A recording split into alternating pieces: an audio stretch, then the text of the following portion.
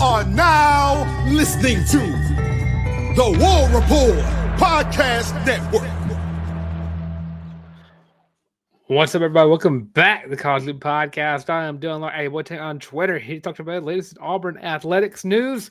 As it's been a pretty boring week for everything outside of, gymnastics, who did something amazing on Friday, taking out a top 10 team. Basketball taking down a top 6 team, and women's basketball getting a much needed win. But Auburn football on the recruiting trail. Junior Day was this past weekend.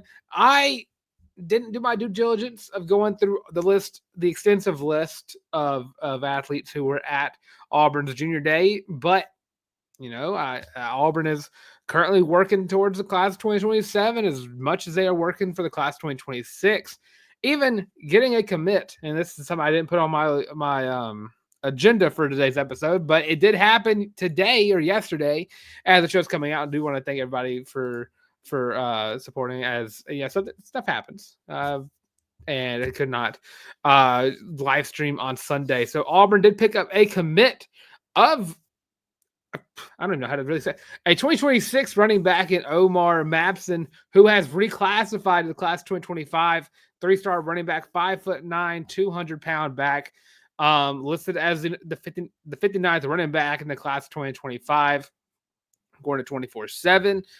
Coming to Auburn as the second running back of the class. Now, we talked about this before, talking about the class 2025. Auburn really wanted a second back, a power back, to go alongside Alvin Henderson. And now you got that. Alvin Henderson is more of your agile back. He's going to be the one that you put around the outside and is going to make people miss. Omar, on the other hand, is going to run right through you. At 5'9", 200 pounds, dude has a low center of gravity, and he is going to fight for extra yards.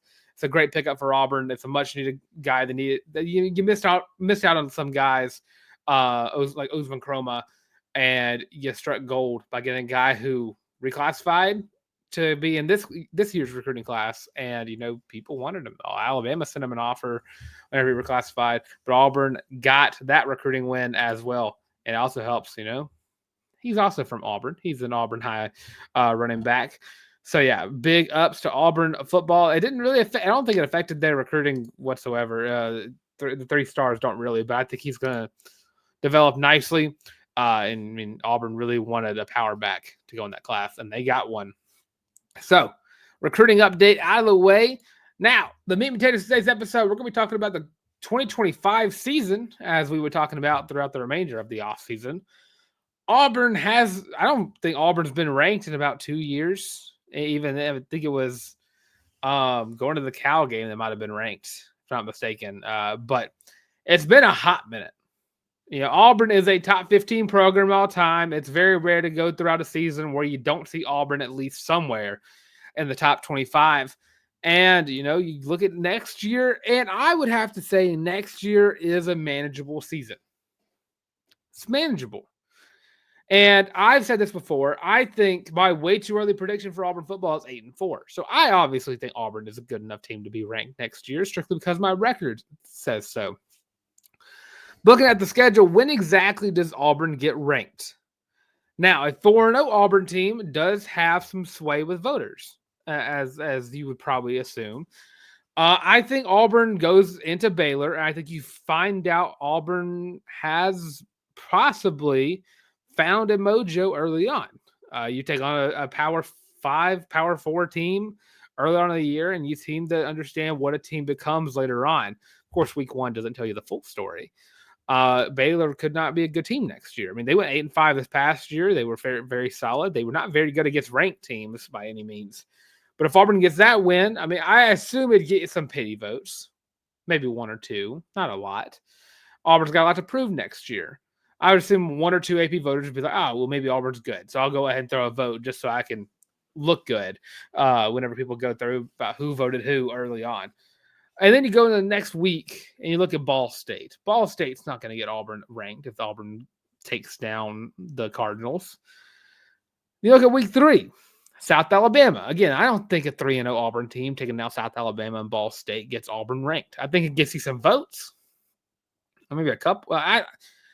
I think voters are going to be a little more stingy with how they they vote for Auburn, because you've gotten some bad Auburn teams over the past few years. I don't want to say bad, but teams that weren't playing to their strengths. So a team with a top 25 roster, but is playing like a bottom 25 team at times. And that brings us to week 4. Now, week 4 does offer some interesting talking points. You look at Oklahoma. Now, Oklahoma is going into what I believe to be year 3 of the Brent Venables era.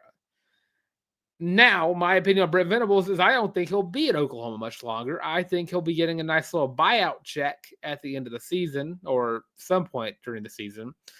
And Oklahoma will be on the one-way street looking for a new coach. But traveling to Norman for I don't want to say it's the first time ever in Auburn football history. I gotta look back at that. But traveling to Norman is a tough game for anybody. Oklahoma had a I don't want to say very good defense, but their defense was pretty decent. And you're going to understand what Oklahoma is early too. I mean, they get woken up in week 2 and they play Michigan. And Michigan is on the fence about what they'll be. That'll be a wake up game for both teams to see what those teams are going forward. Are they going to be teams at the top of their conferences? Are they going to be bottom feeders going into the next years of their coaches? And with Oklahoma, I fully believe Oklahoma is on the decline because of Brent Venables. But 4-0 Auburn does seem to catch on. I think when you start off the season 4-0, teams have lost at this point. Teams that were ranked aren't ranked. And I think at that point, if Auburn were to go 4-0, then they'd get some votes. They would get in the top 25. I fully believe it. They have the roster. They have a coach who is, a couple bad losses away from getting himself on the hot seat. You have to start off on fire, off rip. And what goes with that? I mean, I think those first 4 games are so pivotal. And it's the same part about last year. I mean, you look at last year, you had Alabama A&M, which you were bound to win that one. Then you had Cal, New Mexico, and Arkansas. Everyone I know I definitely did, went into the last season saying, oh, well, Auburn's going to start off 4-0 anyways. Oh, well, Auburn's definitely going to be 4-0 going into the Oklahoma game. Oh, well, there's no way Auburn doesn't lose before Oklahoma. Everyone and their mother said that. And I know that because I've said that a lot. And it's the same thing for 2025. Except instead of Arkansas, you're switching out with Oklahoma, who I would say is a worse team going into this year. So I definitely think Auburn starts off 4-0. That gets you into the top 25 category. I don't think it gets you in top 20, but I would say like 20, 30, 24, 25. You're in that little area of the rankings. But that does bring you to the next game on the schedule, which is Texas A&M, which I think outside of Georgia, at A&M is the toughest game on Auburn's schedule. I'd put it right between Georgia and Alabama. It's number 2 for me. That game, you're going to really figure out what Auburn truly is. Mike Elko is going to have this team ready to play. It's going to be in College Station, which, Auburn and A&M tend to always beat each other up, whatever the team is. The home team typically always wins these games. And they're going to be coming off of, I want to say a bye week between them and Notre Dame, if I'm not mistaken. They're going to get a bye week for Auburn early on. And I don't think that bodes well. And that might kick Auburn out. And then you got to beat Georgia to get back in. But I think they'll get a nice 4-2 start. Then you got Missouri, Arkansas, Kentucky, Vanderbilt, Mercer, which honestly, it really seems like those games, at the worst, you finish 3-2 out of those. I don't think Kentucky is on the path to success under Stoops. I think Stoops is on his way out soon. Mercer, you're going to win that game. Missouri, up in the air. Vanderbilt, up in the air. Arkansas is considered to be up in the air. But I think at worst, you go 3-2. I don't think you lose 3 of those games. And that brings us to the Iron Bowl, which 50-50 right now for me. So, you look at that. Say Auburn does their worst. If they go 7-5, they're not ranked. But if you take down Missouri, Arkansas, and Vanderbilt, and at least take down two of those, I think Auburn needs to get to 8-4 in 2025. And I think this is a top 25 roster. Everything about this roster says this should be a top team in the country. The wide receiver core is there. They're young and they're stars in the making. You have a 5-star plus quarterback who's going in his junior year with something to prove. You got a running back room that is stocked to the brim with talent. Damari Alston, Jeremiah Cobb, Alvin Henderson, and Omar Omar stepping in, Mapson stepping in to help fill out a role there. Tight ends, you don't really question mark on the tight ends, but you feel like the offensive line is there. You got some studs in the transfer portal that are going to step in and play right away. Defense side of the ball, you got a bunch of young guys and a coaching staff that is built for success. They are rotating guys in and out. The defense looks great. I said it before. I think this defense in 2025 is going to be a top 5 defense in the SEC. And I fully believe that Auburn will be back in the top 25. I don't think they're going to be in the college football playoff conversation by no means. Don't take that for anything. But I think there'll be signs that Auburn is moving in the right direction. You went 6-7, then you went 5-7. Now it's time for 8-4. It truly is time for 8-4. So yeah, that's my little tidbit about Auburn in 2025. Of course, I said my prediction still stands 8-4. Spring practice is coming up. A-Day's coming up. Definitely that could sway my opinion on things based on how the team looks. I mean, it definitely affected it last year. I hope I didn't bug too much going into 2024 because of how the offense looked on A-Day. You didn't get field goals galore. Which, when you got to the season, you didn't get you didn't get any field goals, if any, at times. But yeah, that's my little tidbits on that. As we move on to the second talking point of the day, the Senior Bowl and the East-West Shrine Bowl, there we go, are in fact this week. The Senior Bowl is this Saturday at 1:30 p.m. CST in beautiful Mobile, Alabama. That will be a quad of Auburn Tigers will be in this game. And of course, the East-West Shrine Bowl. I don't know why that's like a tongue twister for me. That'll be going on Thursday at 7 p.m. on the NFL Network. And I want to talk about these games strictly because there are Tigers in it that I think have an opportunity to raise their draft stock. I sent out a tweet yesterday. I think KLS is a sleeper pick. If I were to look at, and this is not because I'm biased, of course, if I say Auburn Tiger is the most underrated player in the entire draft, I'm gonna be biased. You know why? Because the clip of me saying that, I'm wearing an Auburn hat, I'm wearing an Auburn polo, I have Bruce Pearl right there, I have an Auburn jersey right there. It's gonna give off that biased feel. But if you watch KLS's tape, I mean, he's not like he's not your deep. I won't say he's not your deep threat, but he's not the speedy, fast wide receiver. He is I'm going to catch whatever you throw to me. I am going to, if you throw a ball within the vicinity of my area, if you throw it within arm's reach, the ball is coming down with me, and I'm going to get some yards to go with it. A for sure catcher of the football, as well as a fight for extra yards kind of guy. And that's the kind of wide receiver you want in the league. And I'm telling you, I would love to see KLS repping Carolina blue and black in 2025.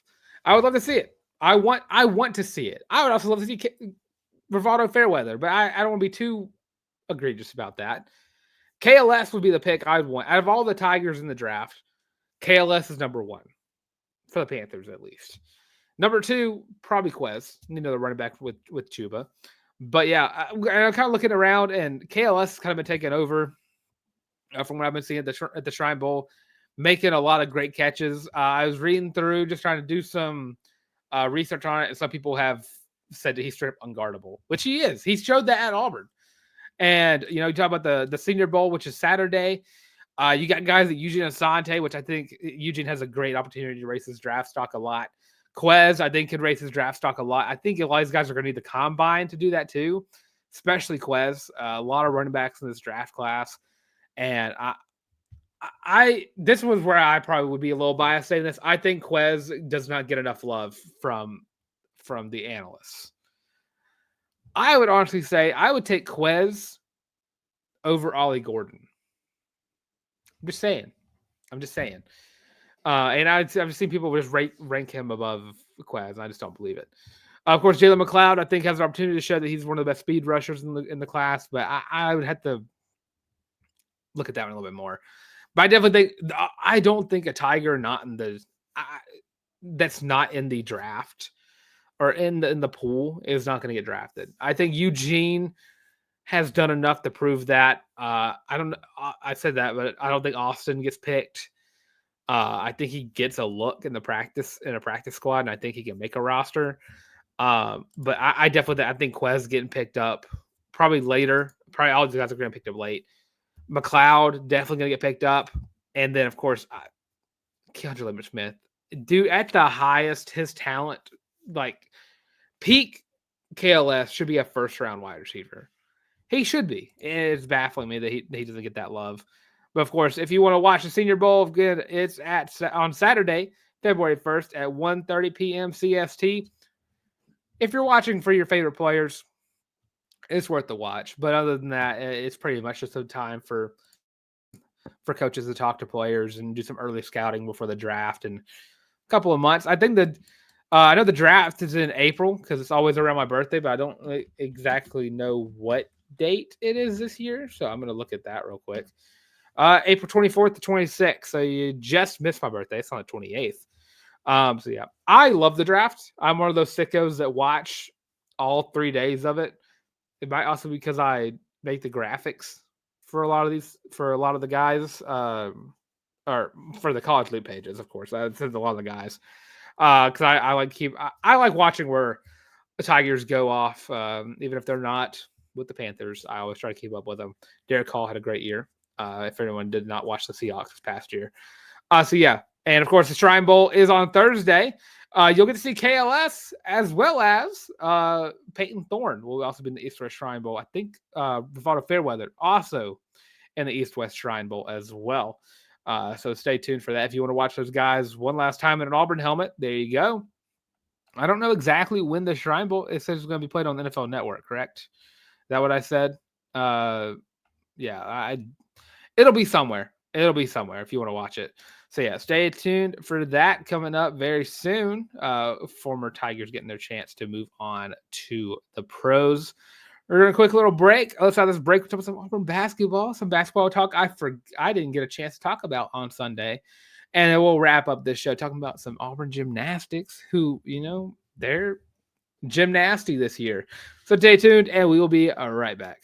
Are you tired of having to rummage through just clothes after clothes after clothes looking for something to wear? Are you tired of your friends making fun of you for your terrible fashion sense? Well, do we have the shirt for you? Go to thewarreport.com, get your laptop out and do it right now. Go to the shop and get your very own Feelin' Loopy t-shirt as well as your college loop hat, and you can get both of them for only $25 each. Plus shipping and handling, of course. But with that, now back to your regular scheduled program. Of course, available on thewarreport.com. Second page of the shop, you'll find your college loop merch. That's only one way you can support the show. Of course, the best way you support the college loop is, of course, by liking, by subscribing, and by commenting. I have a question. I posed this question to one of my friends, and, it's not Auburn-centric, but it's still college football-based. If you could go back and change the trajectory of one college football player who's not an Auburn Tiger, if you could change the trajectory of their career, who would it be and why? I said Kelly Bryant from Clemson. He was one of my favorite players to watch whenever I watched Clemson. He just had the unfortunate timing of being between two great Clemson quarterbacks and then got forgotten in time. Went to Missouri and got injured. But yeah, he was super fun to watch back in the day. That was I say back in the day, it wasn't just 2017 whenever he was running the Clemson offense. So yeah, let me know what you think. And of course, subscribe to the channel. We're getting close to 1,000 subscribers. It was super cool to reach that. Again, statistics say it'll happen for my birthday. So I'll be around the NFL draft too. So be super cool to reach that. And as we move on for the rest of the show, Auburn men's basketball, yet again, it's 2 weeks in a row, unanimously the number one team in the country. No shocker there. After taking down the Tennessee Volunteers 53-51 in what was a stressful game. I cannot say that enough because my fiance, I'm trying to get her into basketball, but she's not the biggest fan of the sport. And from the last 2 minutes of the game, she was wired into this game. I was screaming bloody murder, but regardless, that's besides the point. I was stressed out. She was stressed out. It was just everybody was stressed out. And of course, what happens whenever you only win the game by 2 points? But the big storyline of this game, I mean, I think about a couple hours before you heard the news, Janai Broome expected to play, but they were expecting to put him on some kind of like time requirement. Like he can't play this long in the game. Yeah, that got thrown out the window as soon as Janai Broome stepped on the court. Played 33 minutes and made the most of every single second of it. 16 points, 13 rebounds, 2 assists, which led the team technically. He was tied with like 2 other people for two assists. Also had himself 4 blocks. Dude was a menace on the court. He also had 10 points from Chaney Johnson, having himself a decent game as well. 4 rebounds for Chaney. Pretty slow night from the guards. Denver Jones only had 2 points, did not make a field goal whatsoever. All 2 of his points coming from the free throw line.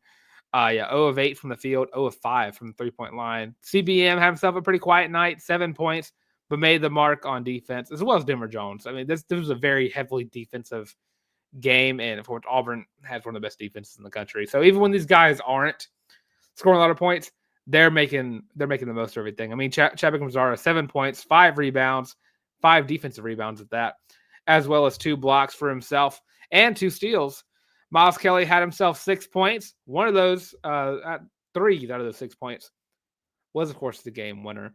So Miles Kelly coming up clutch, also had himself 4 rebounds and a block, a key block, because that would have taken 2 on the board for the Vols. Dylan Cardwell put up 4 points, 3 rebounds, an assist and a block, and 2 steals for himself.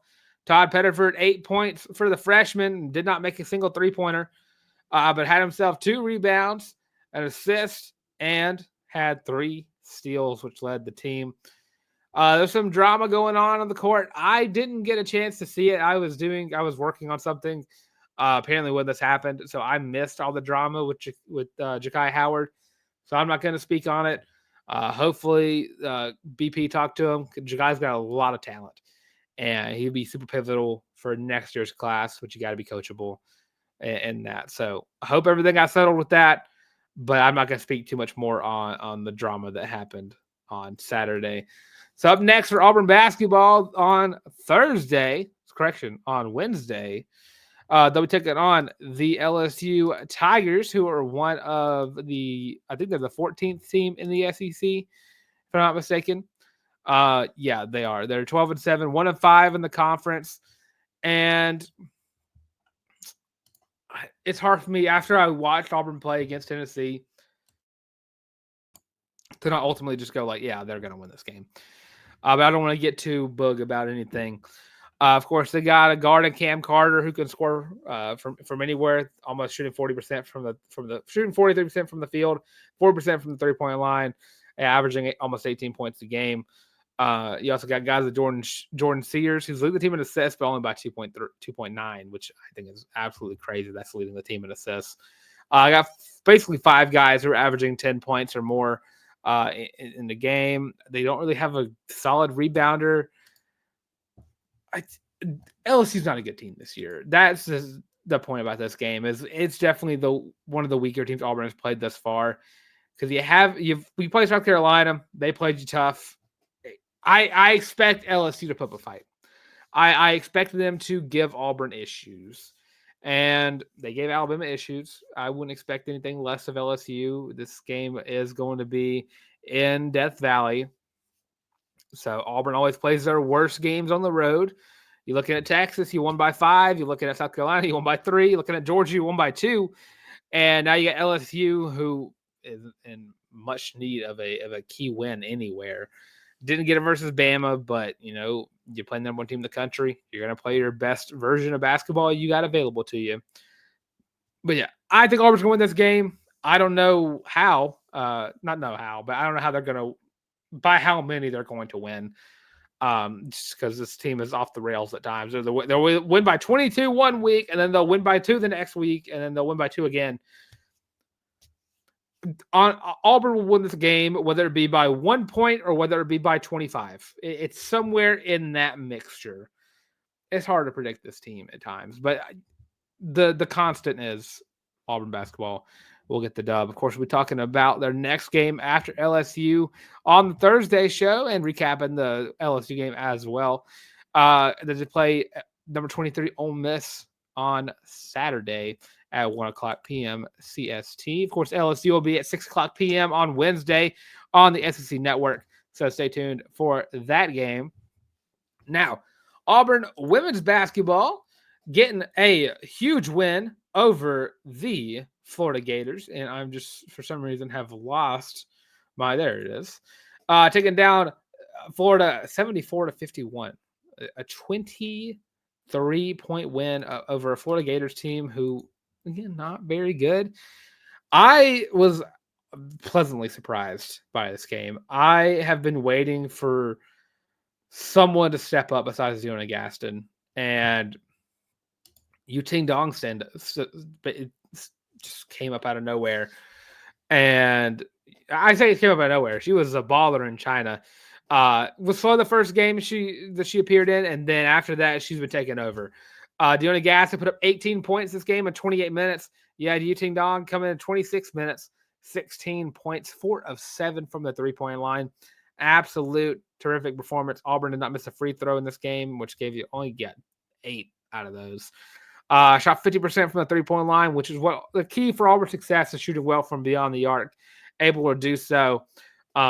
Just a great win for Auburn women's hoops. A much needed win, especially after that last game that left a stale taste in a lot of fans' mouths. Not mine.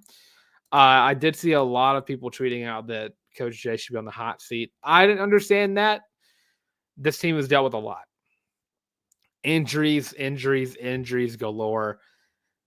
When you overcome that, you got some more wins coming up. Talia Scott hasn't played in a while. And I can't say Auburn will be getting a win up next. We'll be talking about that game we'll be talking about that game on the Sunday show. I don't even know if it's worth a preview. You're taking on South Carolina in Columbia on Sunday. So that'll be an interesting matchup to watch.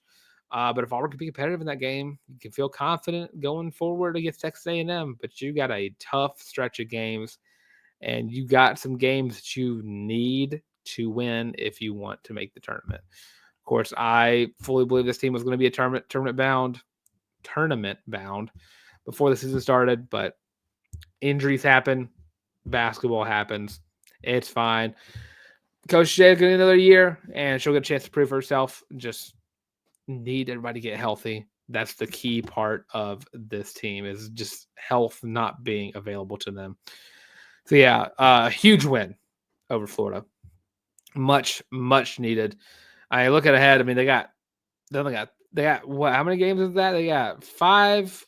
They got 8 games left in the season. 5 of those are against ranked teams. That's number 2 South Carolina, 13 Oklahoma, 18 Tennessee, 23 Vanderbilt, and number 22 Alabama. I'm sure they could pull out a win out of one of those. But regardless, if you don't start winning some games, it looks like you'll miss out on March Madness. But, I mean, NIT maybe? WNIT maybe? It would be fun for that. Just to get some more reps in. But, yeah, that'll do it for Auburn women's basketball. And then last little recap we did not get to talk about, because Auburn Gymnastics is legit this year. And they are balling out in every sense of the word, taking down number 9 Oregon State, which apparently is only good for one spot upgrade. Auburn was number 12 last Friday. Rankings came out. They're now number 11. Explain that. They took down number 9 Oregon State, and this is a close one. And now I've said this all year. for gymnastics. If they are able to put up 49 on the vault, I find it hard to see this team losing a meet. And what did they do on vault? They put up 49 flat. 49 flat for Auburn Gymnastics. You had 196. Everything else was a 97 and above. And the second rotation, uneven bars, 49.17. This is where Oregon State kind of fell off. They had a 48 in that one and not able to recalibrate back into. I don't know if they really ever had the lead. Go back to they did after the first rotation. But again, when this Auburn team is able to do well on the vault, they are hard to beat, especially Neville Arena. And I don't think I said the score. I think I fully went right past the score. Auburn won this meet by 0.05. 197.025 to 196.975. It's hard to get a meet much closer than that. And of course, these meets can end in ties, but a win by that narrow margin is ridiculous. And it fully goes out to Coach Graba and company and getting this team figured out on vault.